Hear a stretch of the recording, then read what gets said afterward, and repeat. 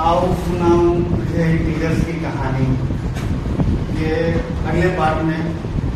Welcome back student, कैसे हैं आप लोग? आई होप सभी अच्छे होंगे। तो अभी तक हम लोगों ने एडिशन की प्रॉपर्टीज और उसके रूल के बारे में जाना है। तो उस कहानी के को और आगे बढ़ाते हैं और देखते हैं प्रॉपर्टीज ऑफ सब्सट्रैक्शन के बारे में कि प्रॉपर्टीज ऑफ सब्सट्रैक्शन क्या कहता है। फिर मल्टीप्लिकेशन देखेंगे और फिर डिवीजन देखेंगे। ठीक है, चलिए सब्सट्रैक्शन की प्रॉपर्टी को देखते हैं। Properties of subtraction of integers क्या कहता है? If A and B are any integers, कोई भी इंटीजर्स कहने का मतलब है कि -1 से लेकर के जितना निगेटिव है, 0, इवन, पॉजिटिव नेचुरल नंबर्स। इससे पहले हम लोग इंटीजर्स के बारे में जो पढ़ा था, तो जितना भी इंटीजर्स है, इफ ए एंड बी, कोई भी इंटीजर हो सकता है, any integer, then a minus B is always an integer. अगर उन दोनों को हम लोग सब्सट्रैक्ट करते हैं, उसका जो रिजल्ट आएगा वो हमेशा इंटीजर्स ही आएगा। देखते हैं एग्जाम्पल के मार्फत से इसको समझने का प्रयास करते हैं। जैसे मान लीजिए कि 8 माइनस 5 क्या आएगा? 3, इट कम्स 3। तो हम लोगों ने देखा कि एक इंटीजर दूसरे इंटीजर से अगर सब्ट्रैक्ट करता है तो इसका रिजल्ट भी हमेशा इंटीजर्स ही आएगा। चाहे कोई भी एग्जाम्पल ले लीजिए। चलिए एक और एग्जाम्पल ले करके इसको समझने का प्रयास करते हैं। अगर मान लीजिए कि -15 है, इसको हम लोग -5 करेंगे तो क्या है? तो हम लोगों ने पहले ही देखा था कि क्या करते हैं कि साइन सेम रहता है तो ऐड करते हैं, सिंपली इसको ऐड करेंगे और इसका जो कॉमन साइन होगा तो -15 is a integer, -5 is also a integer and it's result is -20 is also a integer. तो हम लोगों ने देखा कि किसी भी दो इंटीजर्स का अगर सब्ट्रैक्शन करते हैं तो उसका रिजल्ट हमेशा इंटीजर ही आएगा। अब इसका दूसरा प्रॉपर्टी देखते हैं, subtraction of integers is not communicative. इसका कहने का क्या मतलब है? इसका कहने का ये मतलब है कि कम्युनिकेटिव लॉ जो होता है वो सब्ट्रैक्शन ऑफ इंटीजर्स फॉलो नहीं करता है। कम्युनिकेटिव लॉ क्या कहता है कि अगर किसी भी दो इंटीजर्स को हम लोग अगर सब्ट्रैक्ट करते हैं, ऑर्डर को चेंज करके वापस से उसको अगर सब्ट्रैक्ट करते हैं तो रिजल्ट सेम आता है या नहीं आता है? कम्युनिकेटिव लॉ कहता है कम्युनिकेटिव की सेम आना चाहिए, बट सब्ट्रैक्शन में क्या होता है कि वो सेम नहीं आता है। जैसे इसको एग्जाम्पल से हम लोग समझेंगे कि 8 माइनस 5 अगर हम लोग करते हैं तो क्या आएगा? इसका रिजल्ट 3 आएगा। अब इसी का ऑर्डर चेंज कर देते हैं। कम्युनिकेटिव लॉ क्या कहता है कि ऑर्डर चेंज करने के बाद भी रिजल्ट जो है सेम आना चाहिए, बट अगर इसका हम ऑर्डर अगर हम चेंज कर देते हैं, 5 माइनस 8 करते हैं, इसका रिजल्ट आएगा -3, जो कि पॉजिटिव 3 और -3 बहुत का अंतर हो जाता है। तो अगर हम लोगों ने देखा कि ऑर्डर को अगर हमने चेंज किया, यानी कि a माइनस b किया, जो उसका रिजल्ट आया वो b माइनस a करने पर दोनों का रिजल्ट सेम नहीं आया। a minus b is not equal to b minus a। So the subtraction of integer is not communicative. Subtraction की थर्ड प्रॉपर्टी क्या होती है? Subtraction of integer is also not ये सब्ट्रैक्शन ऑफ इंटीजर जो है associative नहीं होता है। एसोसिएटिव लॉ कहता है कि if A, B and C are integers, then A minus B minus C is not equal to B minus C minus A, is equal to, associative बोलता है कि ऑर्डर को चेंज करने पर भी रिजल्ट बराबर होना चाहिए। तो चलिए देखते हैं कि क्या एसोसिएटिव का लॉ सब्सट्रैक्शन फॉलो करता है क्या।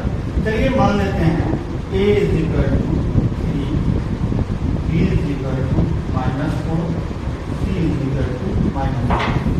तो चलिए इसको हम लोग वैल्यू को पुट करके देखते हैं कि क्या ये सब्सट्रैक्शन जो है, subtraction of integers associative law को फॉलो करता है या नहीं करता।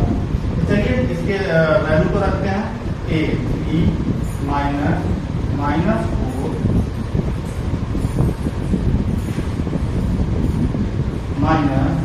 -5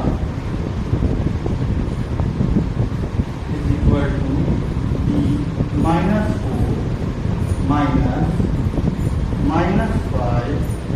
मिडिल ब्रैकेट यहाँ रख देते हैं, टू ब्रैकेट में स्मॉल ब्रैकेट का भी इस्तेमाल हुआ है, और c हमारा जो है वो है -a। कैलकुलेट करते हैं। सबसे पहले तो हम ब्रैकेट को हटाने का इस्तेमाल करेंगे। हमने पहले ही पढ़ रखा है कि इन दोनों के बीच में क्या होता है, कुछ नहीं तो मल्टीप्लिकेशन होता है दो साइन के बीच में। तो minus into minus plus 4 minus into minus plus 5 is equal to, पहले इसको सॉल्व करके देखेंगे। 4 + 3 7 + 5 इट गिव्स 12। और इधर देखते हैं क्या आता है कि मिडिल ब्रैकेट -4 माइनस माइनस +5 -3। अब फिर से वो रूल लगाएंगे, डिफरेंट साइन मीन्स सब्सट्रैक्शन, बड़े में से छोटे को घटाएंगे। तो 5 - 4 क्या हो जाएगा 1, और बड़ा कौन है 4 या 5? 5 बड़ा है, तो 5 का साइन है पॉजिटिव, हम यहाँ पॉजिटिव ले लेंगे, जिसको लिखने की कोई आवश्यकता नहीं।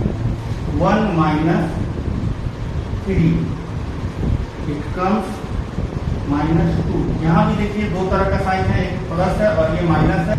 बड़े में से छोटे को हम लोग क्या करते हैं, सब्सट्रैक्ट कर देते हैं। तो बड़ा हमारा यहाँ 3 है और 1 है, दोनों को सब्सट्रैक्ट करेंगे तो कितना आएगा 2। और हमने दूसरा रूल क्या बताया था कि जो बड़ा होगा उसका साइन हम लोग कंसीडर करते हैं। तो ऑब्वियसली यहाँ 3 बड़ा है, तो हम लोग 3 का साइन यहाँ ले लेंगे। अब यहाँ देखते हैं कि दोनों हमारा जो LHS means left hand side, जो हमारा लेफ्ट हैंड साइड आया वो 12 आया, और राइट हैंड साइड क्या आया -2 आया। क्या दोनों सेम है? Is it equal? नहीं। तो इसका मतलब है ये जो सब्सट्रैक्शन ऑफ इंटीजर्स है वो एसोसिएटिव के लॉ को फॉलो नहीं करता है। It means to LHS is not equal to RHS। तो इसका मतलब है कि सब्सट्रैक्शन जो है, ये जो हमारा सब्सट्रैक्शन है वो subtraction of integers is not associative, वो एसोसिएटिव नहीं होता है। जब भी हम लोग किसी 3 इंटीजर्स को लेते हैं और उसके ऑर्डर को चेंज करते हैं, देखिए हमने ऑर्डर को चेंज किया था A, B, C, तो फिर हमने ऑर्डर को चेंज किया B, C और D। तो रिजल्ट क्या सेम नहीं आया, दोनों LHS और RHS दोनों अलग अलग वैल्यू लेकर के आया। इसका मतलब है कि subtraction of integer is not associative.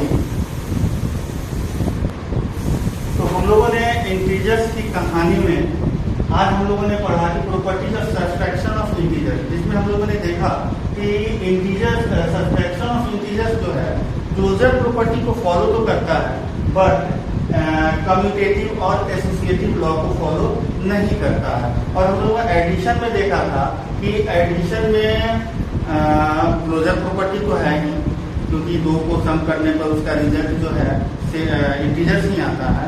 और एडिशन जो है कम्यूटेटिव लॉ को भी फॉलो करता है और एसोसिएटिव लॉ को भी फॉलो करता है। बट सब्सट्रैक्शन जो है वो ना ही तो कम्यूटेटिव लॉ को फॉलो करता है और ना ही एसोसिएटिव लॉ को फॉलो करता है। तो आज के वीडियो में आज हम लोग इतना ही देखेंगे, और इंटीजर्स की कहानी के नेक्स्ट पार्ट में हम लोग मल्टीप्लिकेशन के प्रॉपर्टीज के बारे में सीखेंगे। जो हमने बताया था कि ये जो बीच में माइनस माइनस प्लस हो जाता है उसके बारे में नेक्स्ट पार्ट के वीडियो में देखेंगे। आई होप कि हमारा ये वीडियो इंटीजर्स की कहानी में आप लोगों को अच्छा लगा होगा। अगर अच्छा लगा होगा तो प्लीज लाइक एंड सब्सक्राइब करें और हमें कमेंट के माध्यम से जरूर बता दें कि इसमें आप लोगों को क्या नहीं समझ में आया, क्या चीज में आप लोगों को दिक्कत हो रही है, कमेंट के माध्यम से जरूर बता दें। तो प्लीज लाइक एंड फॉलो करना ना भूलें। Thank you.